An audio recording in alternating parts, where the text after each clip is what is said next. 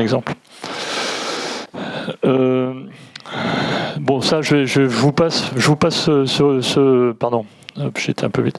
Bon, là, c'est le tableau que vous avez vu, vous avez dû voir un petit peu. Hein. Donc voilà, c'est ce que je vous disais. Hein. On met les gains, on affiche les gains.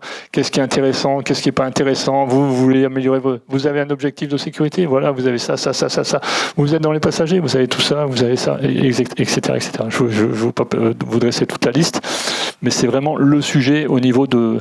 Et ça, encore une fois, honnêtement, hein, en toute transparence, si vous avez vu un seul port, un seul événement avec 38 cas d'usage pour le portuaire industriel sur les réseaux 5G, vous m'appelez. Je vous paye le resto. Ça existe nulle part. Nulle part. C'est clair, nulle part. Franchement, hein, en toute transparence. Ça, c'est vraiment un gros plus. Et on en est assez fiers avec mes collègues, Bassem est là, mais on est assez fiers d'avoir réussi à mettre ça en place pour vraiment montrer, encore une fois, pour amener toutes les composantes, encore une fois, pour dire, ouais, on a vraiment besoin de ce réseau 5G. Et moi, une étape réussie, quand on quitte une étape, c'est que le gestionnaire portuaire, il me dise, oh, Christian, il y a la société Intel qui m'a demandé un réseau 5G. Ah bah, il y a la Corsica qui m'a demandé un réseau 5G. Ah bah, il y a Intel qui... On a quitté Le Havre, j'ai croisé le responsable de la Brittany Ferries, le responsable au sol, hein. Et puis je discute comme ça 3 minutes. Hein, je dis ah ouais, c'est vous qui êtes responsable de l'accès. Il me dit ouais, mais je lui dis bah on est dans les télécoms, voilà, en quelques mots. Je lui dis bah voilà, on fait des trucs. Et il me dit mais vous avez une solution pour que je puisse embarquer les passagers sans avoir de déconnexion, parce qu'il dit j'en peux plus moi de ce réseau Wi-Fi. Je perds un temps fou à taguer, vous savez, à scanner les cartes d'embarquement. Ben, j'ai dit oui, vous mettez une antenne 5G là, une antenne 5G là, et puis c'est bon, venez voir Zebra, il a des scanners bagages, venez voir notre infra. Ils ont appelé Aéroport, ils veulent un POC avec un réseau 5G juste pour le couloir d'accès au niveau des ferries, parce que c'est là qu'ils taguent voilà. Voilà. Un exemple typique, et là j'étais content, j'ai dit bon ben voilà, on ne sera pas venu pour rien. On ne sera pas venu pour rien au Havre. Bon, je reviens là-dessus, mais c'est important également... Voilà un port, ça peut être une industrie, hein, alors pas toutes évidemment, il y a des industries qui vont avoir du DECT, qui vont pas avoir de talkie-walkie, bon VHF Marine évidemment, le port on va pas dire qu'on remplace tout ça, mais voilà, je reviens sur cette complexité des réseaux aujourd'hui. Vous avez de l'IoT évidemment, bien sûr, vous avez les réseaux publics évidemment, Wi-Fi industriel, on en a parlé, bref, et vous avez tout ça qui est à gérer, vous imaginez tout ce bazar là, et ben c'est une cafarnaum.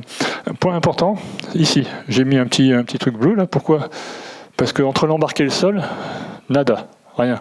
Vous n'avez pas de connexion, à part la VHF Marine, évidemment, à part le réseau mobile public, si ça capte, hein, évidemment, si ce n'est pas des étrangers qui ont le roaming et tout ce qui va bien, sinon s'ils payent trop cher, ils ne l'utilisent pas. Et donc là, c'est un vrai no man's land. Nous, avec Invenotech, on a créé aussi une plateforme qui permet de faire ce lien entre le privé et le public, et on est dans ce domaine-là. Moi, demain, si j'ai CMA CGM qui vient me voir et d'autres qui me disent, ouais, ou même eux, là, ils viennent me voir, ils disent, bah écoutez, vous avez une solution pour pouvoir, nous, quand on accoste, on peut se mettre directement en relation, soit avec les manutentionnaires ici qui sont sur le quai, soit avec la capitainerie, soit avec d'autres. Alors là, on a l'exemple du port de container, mais avec des voyageurs, c'est pareil. C'est une vraie solution. Oui, on l'a aujourd'hui. Il faut juste être moteur et le demander. Et on peut le faire. Ça, c'est un point important. Deuxième point important, parce que ça, je l'ai entendu souvent, notamment... Oui, pardon. Quelle est la portée d'une antenne 5G ? Alors, ça peut aller à 2. Alors, tout va dépendre de l'appui. Ouais, on va dire, aller sur une antenne un peu, on va dire, type industriel, pas type opérateur public, évidemment, mais ça peut être 2, 3, 4 km. Ça va dépendre un peu de type d'antenne. Enfin, voilà. Alors, je suis pas un technique. Allez voir Nelson Vanegas, il vous dira ça en bas. Mon collègue, mais voilà, dans ces eaux-là. Peut-être même 5. Il faut, bon... Dans la présentation d'ArcelorMittal, oui, mais il y avait plusieurs antennes. Ils ont couvert 12 km, mais plusieurs antennes. Là, c'est quand on est au sol et on couvre le large. Donc, c'est une antenne pour couvrir le large. Et là, c'est bien la question. Hein. Ouais, c'est ça. Donc, bon, voilà, on pourrait regarder ça. Je pourrais vous répondre plus précisément. Je suis pas un grand même si je connais bien, je suis pas un grand... Oui, alors ça, c'est important aussi, parce que... En fait, on dit la 5G privée remplace tout ça. Mais moi, je suis allé voir un responsable de port un jour. J'ai dit, ben voilà, on a ça qui peut remplacer tout ça.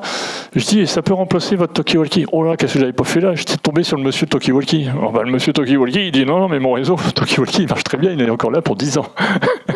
Donc voilà, dommage, c'est tout faux. Mais non, ce qu'il faut savoir quand même avec ces réseaux-là, c'est que vous pouvez déployer un réseau 5G et garder les compatibilités, c'est-à-dire vous pouvez avoir la compatibilité complète avec les réseaux existants, ça existe.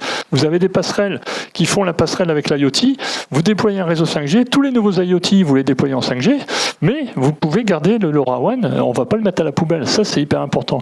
On peut aussi avoir un talkie-walkie demain et dire, ben voilà, on va garder le réseau talkie-walkie parce qu'on vient de le changer, ben gardez-le. Ça n'empêche pas qu'au niveau 5G, nous, vous pourrez déployer d'autres intérêts, on va dire, sur le sujet. Pareil, la fibre, hein, évidemment, on ne remplace pas la fibre. Hein. Franchement, il n'y a aucun intérêt d'aller remplacer la fibre. Par contre, encore une fois, vous n'avez pas de fibre à un endroit, paf, vous mettez une vidéo 5G au lieu de la vidéo qui est fibrée. Et ça vous allez gagner vraiment beaucoup d'argent. Vous n'allez pas devoir démonter une route. Bon, la VHF, c'est à part. On va la laisser là où elle est.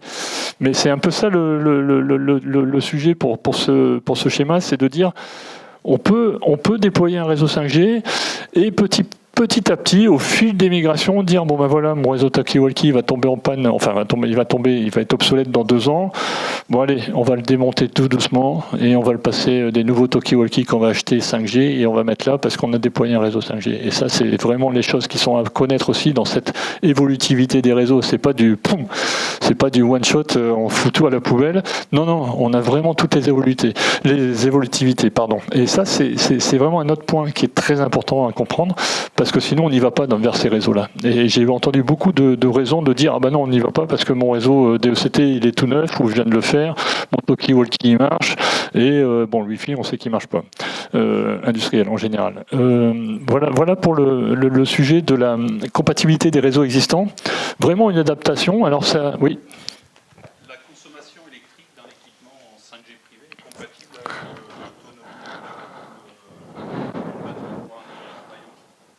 Oui,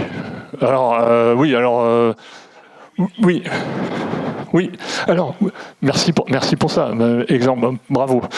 Le POC que j'ai fait Air France, comme je vous ai dit, j'ai mis des scanners 4G, ils avaient des scanners Wi-Fi. Les remarques qui me sont revenues, waouh, mais c'est complètement la batterie, elle est hyper autonome en 4G, 5G, donc beaucoup moins de consommation de batterie, effectivement. Donc il tenait une journée, alors qu'avant, en Wi-Fi, il fallait qu'il retourne à midi pour aller rechercher une autre batterie où il fallait une deuxième dans la poche. Deuxième point important que j'ai découvert, la chaleur.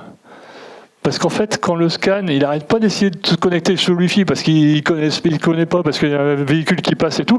Il est à fond la gamelle, le truc. Et du coup, il chauffe.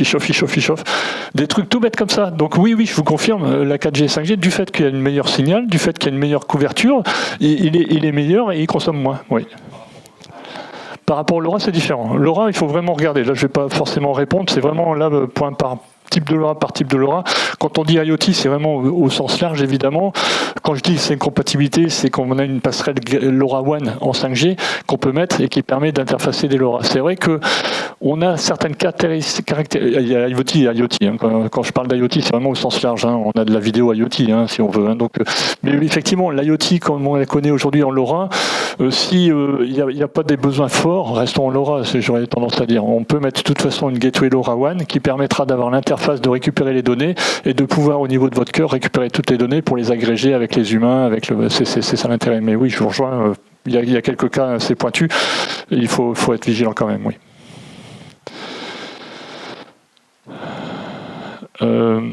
ROI et écosystème, Nickel Blanc, je vais essayer de... Ah oui, il faut que je me dépêche, j'ai plus que 5 minutes. Couverture adaptée, bon j'ai déjà dit, hein, couverture adaptée et adaptable aux besoins métiers, bien évidemment, on met là où on a besoin, comme je disais, 2 antennes sur un quai, on a couvert le quai, on n'a plus de questions à se poser. Par contre, si on n'en a pas besoin ici, pas besoin de mettre une antenne là, on n'a pas besoin de réseau ici, on n'en met pas, on en met vraiment là où il y a les besoins critiques et opérationnels, et s'il faut tout couvrir, eh ben on couvre tout. En plus, on peut adapter les couvertures. On l'a fait pour les mines de nickel à Nouméa, ils avaient un besoin de talkie-walkie sur toute une zone qui couvrait plus de 10 km, donc on a mis des antennes en remplacement du tétra, hein, enfin de la DMR, Et on a regardé pour avoir une couverture qui réponde à ce besoin de voix, mais pas un besoin de vidéo, parce qu'ils n'en avaient pas besoin de vidéo. Du coup, on peut mettre moins d'antennes, parce que le réseau 4G, 5G, c'est comme ça qu'il fonctionne. C'est que plus on met de fréquences et plus on a de la bande passante. Mais plus on met de la fréquence, plus il faut des antennes, ou il faut des puissances. Et tout ça, c'est un peu lié. C'est pour ça que c'est jamais évident d'estimer un coût d'infrastructure 4G ou 5G privée, parce que c'est vraiment en fonction des besoins. Et il ne faut pas faire n'importe quoi. Moi, au début, Air France, j'avais fait une estimation sur le réseau LTE de Roissy. J'avais dit, je veux tout.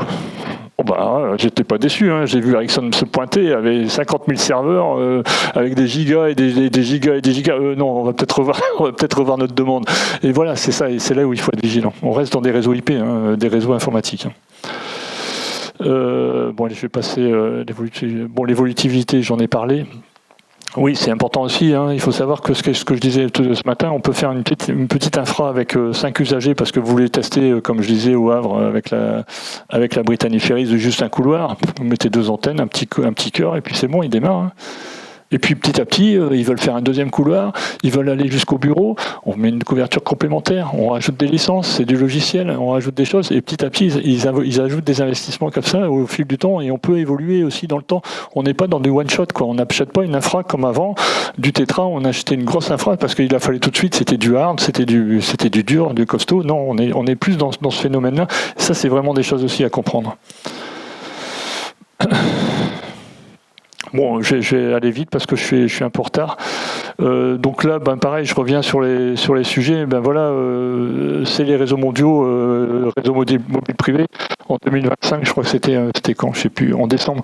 On en est à 1907 dans le monde. Vous voyez, c'est pas non plus c'est pas énorme. 1907 réseaux. Ça veut dire clients, industrie, enfin en entreprise, on l'appelle comme on veut. Mais néanmoins, on avait quasiment rien.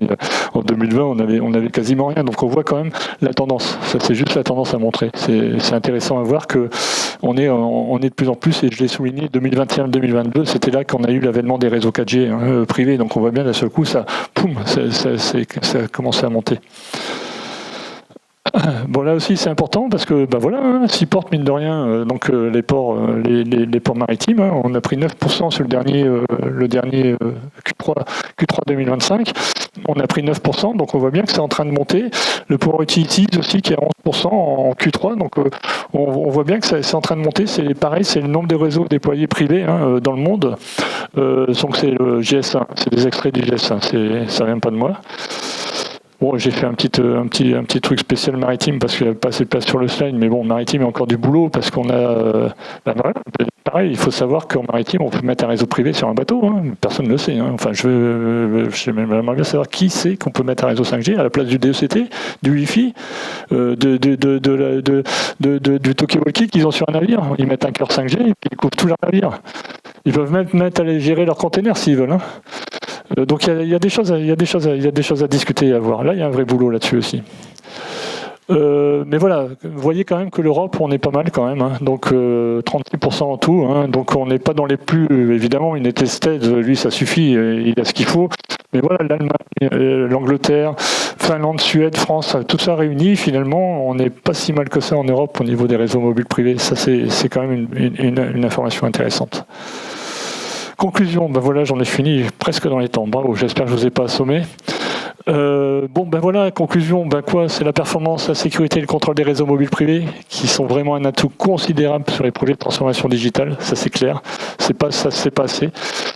On a un apport grandissant du nombre de cas d'usage, nous on le voit, comme j'ai dit ce matin je crois, de France, on avait 30 cas d'usage au Havre en octobre, on en a 38 aujourd'hui, on aurait pu en avoir 40, peut-être que dans 3 mois on en aura 50, parce que plus en plus les gens se rendent compte et on a des startups qui viennent chez nous, et je pense qu'on en aura encore qui viendront.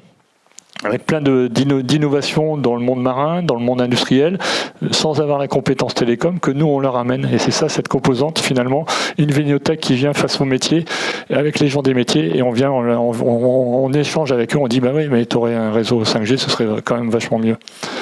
L'apport grandissant, je l'ai dit, les applications, bien sûr pour l'empreinte environnementale et la sécurité, c'est les grands objectifs des ports aujourd'hui, notamment des ports mais pas que, au niveau industriel également. Marché européen et mondial, je l'ai dit, qui est désormais lancé, on l'a vu. Alors on peut encore, il y a encore des choses à faire, mais ça se lance bien, on le voit bien, donc ça baisse les prix. Évidemment, les études d'opportunité, l'époque et les pilotes sont, à mon sens, encore un incontournable aujourd'hui, mais ils sont bien moins chers grâce à une vignothèque et d'autres. Ils sont bien moins chers et donc ça peut permettre une meilleure adoption parce qu'en même temps on acculture les gens. Moi je l'ai vu encore une fois avec des métiers au pied de l'avion, je le vois avec d'autres au niveau de la SNCF. Quand on leur met ça dans les mains, oh, magnifique, moi j'ai un vrai bonheur de travailler avec des réseaux comme ça, quoi, même s'ils y connaissent rien. Hein. Mais eux, ce qu'ils voient, c'est le final, l'application et la connexion, quelle qu'elle soit, et ben elle est vachement améliorée, elle est vraiment top. Donc voilà, je pense franchement, honnêtement, je ne suis pas le seul à le dire, hein, mais on le voit de plus en plus. Hein, il y a de plus en plus d'alliances d'ailleurs, Alliance 5G et d'autres. Hein, il y a Excelcar qui est là aussi avec son labo à Rennes, hein, qui est partenaire du Tour. On voit bien qu'il y a de plus en plus de choses qui se lancent autour de ces réseaux 5G. Et pour 10 ans, voilà, c'est je pense un vrai levier de compétitivité pour tout le monde, et notamment pour les Français. Et avec ces startups françaises aujourd'hui, on a des demandes de l'Europe, hein, pour tout vous dire. On a 2 pays européens qui nous ont dit « Oh, Tour de France, vous avez amené 30 cas d'usage dans un port, vous ne pouvez pas venir à Rotterdam, vous ne pouvez pas venir à Oslo. » On a dit « On va d'abord faire la France, on verra après. » Mais on voit que ça porte, ça a une vraie portée. J'en ai fini. J'espère que je ne vous ai pas trop assommé. Si vous avez des questions.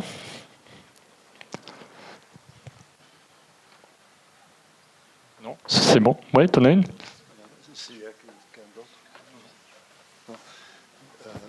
Je me demande, c'est quoi, à ton avis, le frein le plus important pour la croissance de la 5G aujourd'hui, s'il se trouve?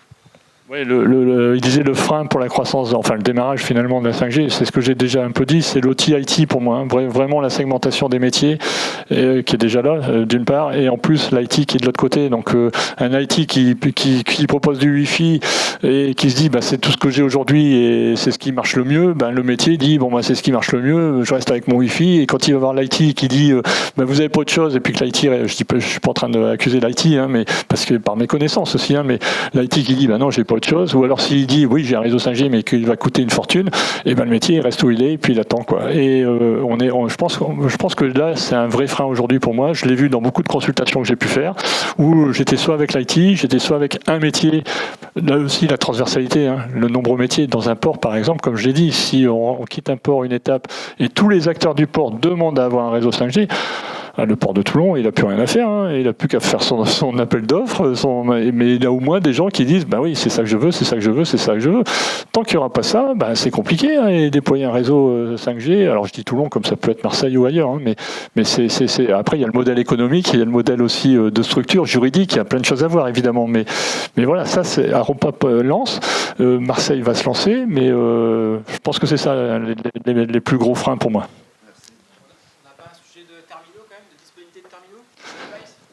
Ouais, alors ça aussi, on l'avait, on l'a plus.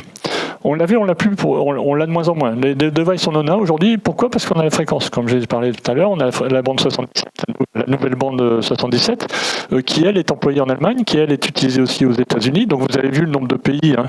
Les États-Unis étaient tout en haut dans le schéma. Donc, quand vous avez le pays, les États-Unis qui déploient des réseaux, forcément, les terminaux, ils arrivent derrière. Hein. Et là, on a un écosystème. Les Chinois, pareil. Hein.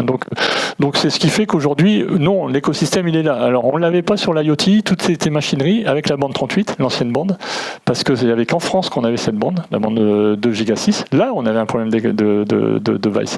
Mais aujourd'hui, avec cette bande 77, et moi j'avais dit d'ailleurs avec l'ARCEP, j'avais dit attention, il nous faut cette bande 77 absolument, parce qu'en Allemagne c'est la même bande, ou similaire, pas très loin, et pareil en Angleterre, et pareil en Asie, et pareil aux États-Unis. Aujourd'hui, on a la même bande, donc on a une ouverture intéressante sur les devices. Oui.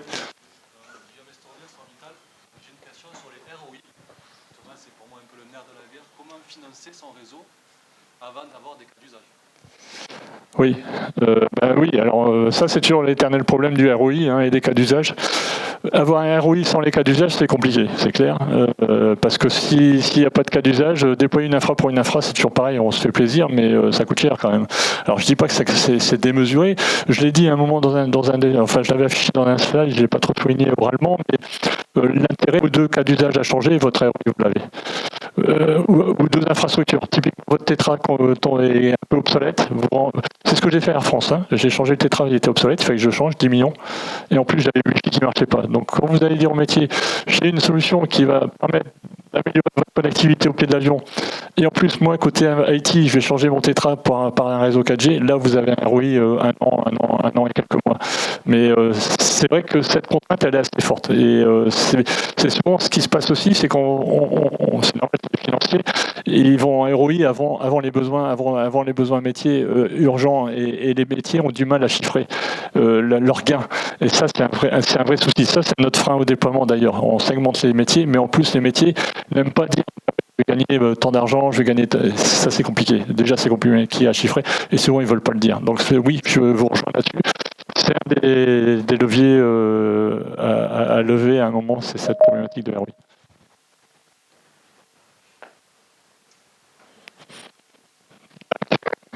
Merci beaucoup.